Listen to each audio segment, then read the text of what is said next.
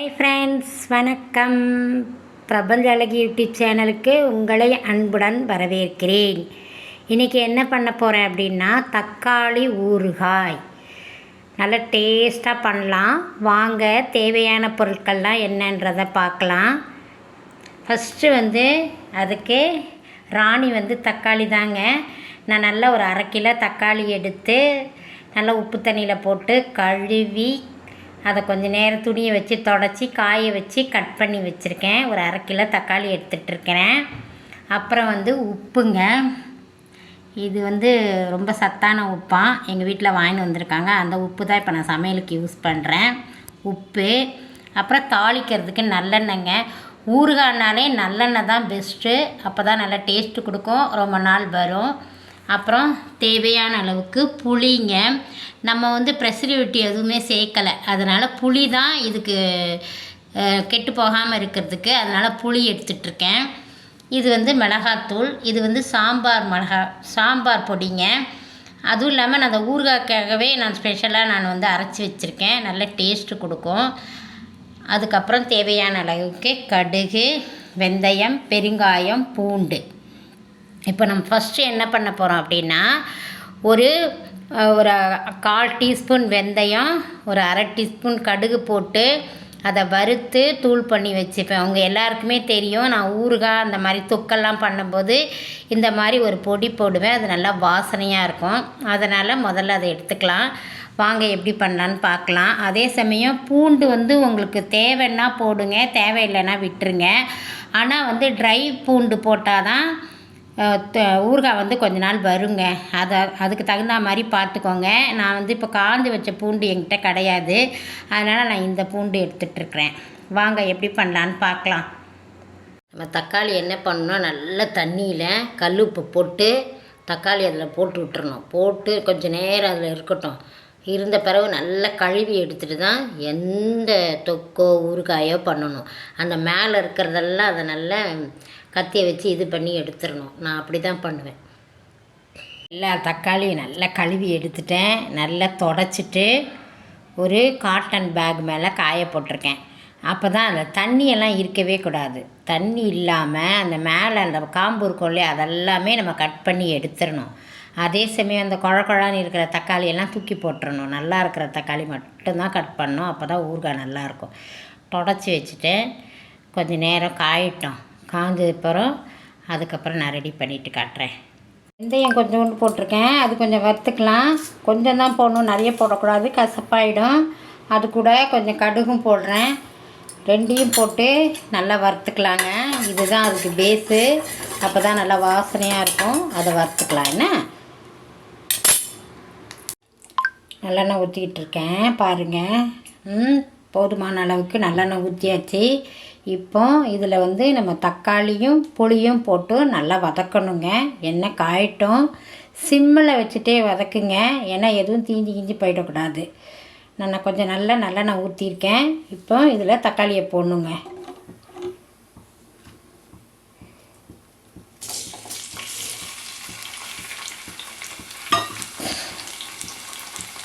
அது கூட கொஞ்சம் வதக்கிட்டு புளி கூட கொஞ்சம் போட்டுக்கலாம். நான் நல்லெண்ணெய் யூஸ் பண்ணியிருக்கேன். உங்களுக்கு என்ன வேணுமோ நீங்கள் யூஸ் பண்ணிக்கலாம். ஆனால் ஊறுகாய்க்கு நல்லெண்ணெய் யூஸ் பண்ணால் தாங்க டேஸ்ட்டாக இருக்கும். இதை நல்லா வதக்கிக்கலாம். இதுதான் நல்லா வேகணுங்க தக்காளி. இது கூட கொஞ்சம் உப்பு போட்டுக்கலாம். உப்பு போட்டு நல்லா வதக்கி விடலாம். இதில் தான் வேகணும். இதுலேயே நல்லா வெந்து இதுலேயே கூட களைஞ்சி பண்ணலாம். ஆனால் நான் முக்கால்வாசி வெந்த பிறகு நான் மிக்சியில் போட்டு கொஞ்சம் அரைப்பேன். கொஞ்சம் எண்ணெயை கொஞ்சம் தாராளமாக ஊற்றி வேக வச்சா ஊறுகாய் ரொம்ப நாள் இருக்குங்க, கெட்டு போகாமல். அதுக்கு தான் இப்படி ஊற்றிருக்கேன். நல்லா வேகட்டும். முக்கால் பதம் வந்தவுடனே மிக்சியில் ஒரு சுற்றிட்டு பல்ஸ் மூணில் சுற்றிட்டு மறுபடியும் நம்ம தாளிக்க வேண்டியது தான். இது பாருங்கள், நல்லா வெந்துட்டு வருது. மிக்சி ஜாரில் ஒன்றும் பாதியமாக அரைச்சிட்டேன். இப்போ கடாயில் ஆயில் வச்சுருக்கேன். இதில் கடுகு, பூண்டு நம்ம அரைச்சி வச்சுருக்கோம்ல, வெறும் பூண்டு மட்டும்தான் அரைச்சிருக்கேன். அதையும் போட்டு வதக்கிட்டு அதுக்கப்புறம் இந்த தக்காளியை போடணும். ஓகேவா? முதல்ல கடுகு போட்டுக்கலாம்.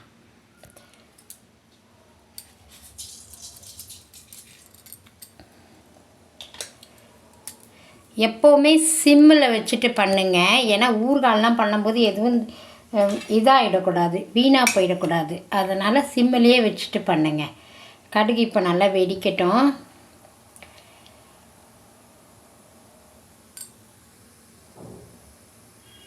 பெருங்காயத்தூள் போட்டிருக்கேன். பெருங்காயத்தூளும் இதாகுது பாருங்கள். அதில் நம்ம பூண்டு போட்டுடலாம். பூண்டு ட்ரை பூண்டு போட்டால் தான் நல்லது. என்கிட்ட காய வச்ச பூண்டு இல்லை, அதனால் நான் பூண்டையே கொஞ்சம் வதக்கி போட்டிருக்கேன். இதை நல்லா இப்போ எண்ணெயில் வதக்கணும், இல்லைன்னா ஊறுகாய் கெட்டு போயிடும். வதக்கிட்டு வரேன். நல்லா ட்ரை பண்ணிட்டேன். இதில் மிளகாத்தூள் போடணும். மிளகாத்தூள் ஏன் எண்ணெயில் போடுறோம் அப்படின்னா, இது மிளகாத்தூள் வாசனை கொஞ்சம் போயிடும். அதுக்காக தான் மிளகாத்தூள் போட்டு கொஞ்சம் ஃப்ரை பண்ணுறேன். இது சாம்பார் பொடி தான். இப்போ இதில் அந்த அரைச்சி வச்சுருக்க தக்காளி விழுத போடணுங்க. இது இப்படி பண்ணிட்டோம் அப்படின்னா உங்களுக்கு கலர் கொஞ்சம் நல்லா கிடைக்கும், வறுத்துட்டோன்னா மிளகாத்தூளை. அதுக்கு தான் இது பண்ணுறேன். இப்போது தக்காளி நம்ம அரைச்சி வச்சுருக்கோம்ல, அந்த விழுதையில் போட்டுற வேண்டிதான். உங்களுக்கு நல்லா பூண்டு நல்லா இதாகிடுச்சு. இந்த மிளகாத்தூள் ஸ்மெல்லும் போயிடும். இப்போ நம்ம அதை போட்டுட்டு கலந்து விட்டால் ஓகே தான். இருங்க, தக்காளி விழுதை நம்ம அரைச்சி வச்சுருக்கிறத போடலாம். தக்காளி ஊறுகாய் ரெடி ஆகிட்டு வருது. நல்லா வாசனையாக டேஸ்ட்டாக இருக்குங்க. உப்பு காரம் எல்லாமே கரெக்டாக வந்துடுச்சு. நீங்கள் உப்பு போடலை அப்படின்னா பெரிய உப்பு போடக்கூடாதுங்க, சால்ட்டு போடணும். ஏன்னா எல்லாமே ரெடி ஆகிடுச்சு பார்த்திங்களா. அந்த எண்ணெய் எல்லா பக்கம் பரவி வந்திருக்குங்க பாருங்கள். எண்ணெயில் தான் இப்போ அது வேகணும். நம்மளுக்கு மிளகாத்தூளெல்லாம் தாளிச்சாச்சு. ஊறுகாய் நல்ல வாசனையாக இருக்குங்க. நல்ல வாசனையாக வெந்துக்கிட்டு இருக்கு. 99% வெந்துச்சு. இன்னும் 2 பரட்டினா போதும்.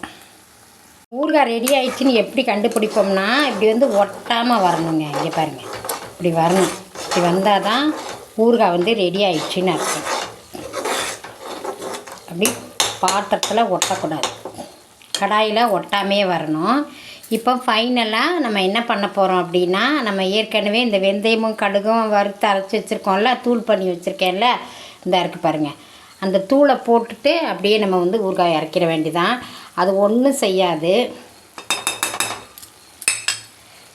வாசனையாக இருக்கும், அவ்வளோதான்.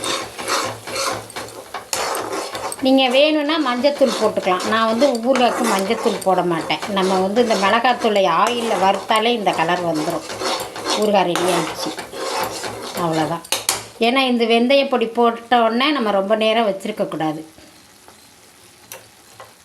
அவ்வளோதாங்க, தக்காளி ஊறுகாய் ரெடி.